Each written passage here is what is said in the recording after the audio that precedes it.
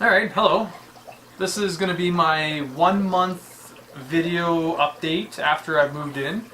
Now I will admit I have not given this thing a lot of attention in the last month since I've moved in, other than getting it kind of assembled. I've been very preoccupied just getting stuff settled and figured. It's the first time I've ever actually moved out by myself, living by myself, so there's a lot of things that I had to figure out. Another big thing that took up a lot of my time was building up a computer system, if you will, and that I will leave for another video that you'll probably see pretty soon here. But anyway, onto this thing here.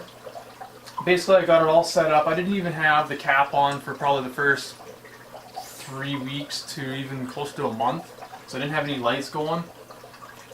My drains weren't flooding and draining. I wasn't even paying attention, but basically it stalled, and it stalled without the water. So the rosemary plant really basically, a lot of it died. I had to cut off quite a bit of it. So after I realized that it wasn't flooding and draining, I basically, manually did it, and it seems to be working just fine. I'm not having any, issues recently.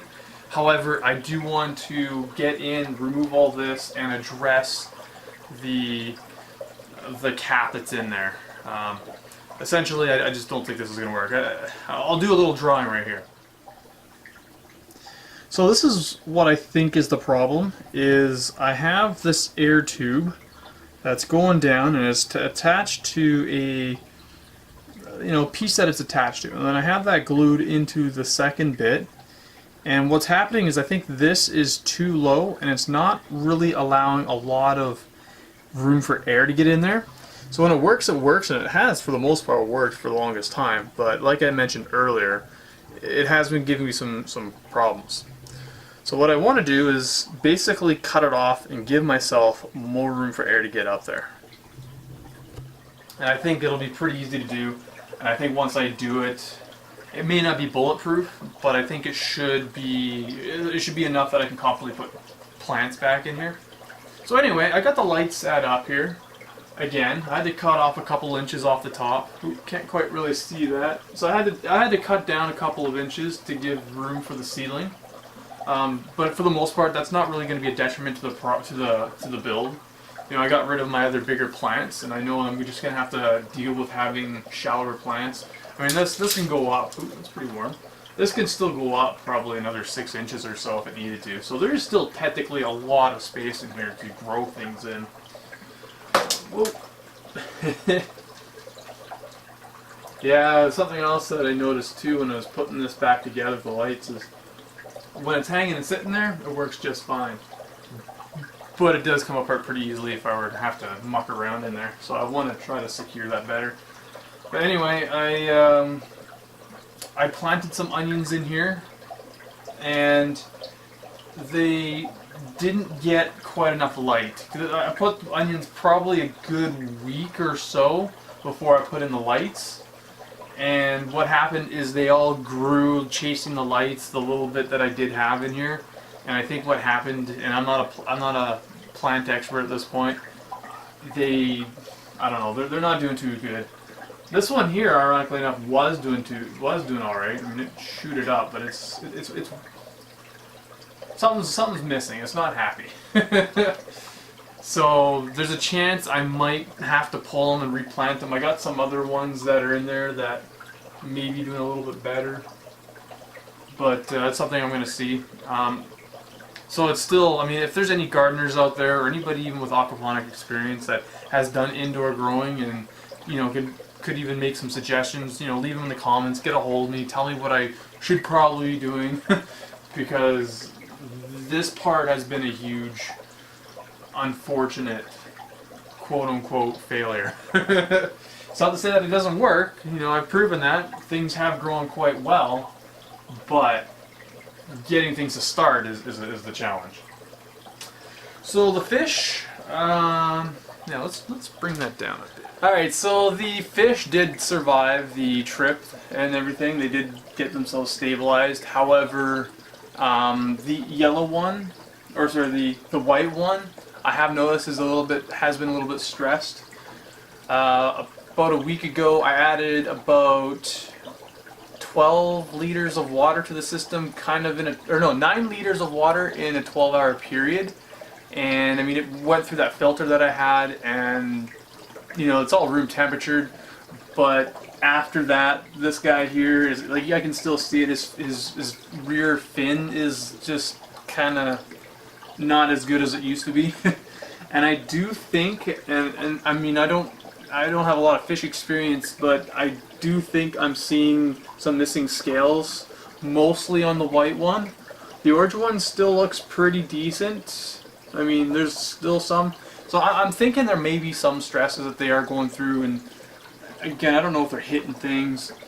I noticed they're a lot more sensitive than they used to be when I turn on the LED lights in here.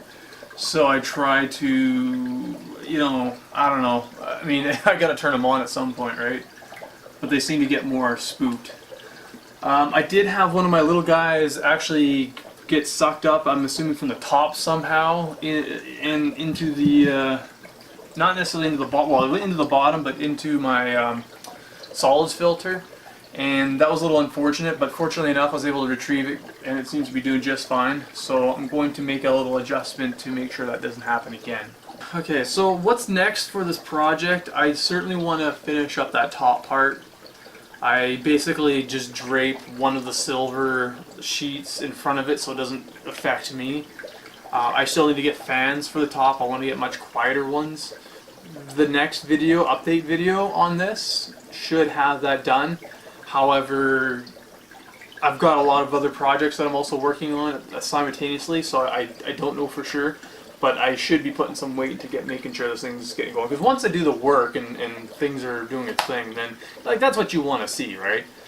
At the end of the day, that it is working. So I shouldn't be neglecting it. I shouldn't be putting it off as a second-rate project. You know, this is the center of everything that I'm trying to do. So let's do that. One other tidbit that I want to add to this or make note of for you: when I got started, I monitored the amount of water that I was putting into the system to figure out its evaporation rate.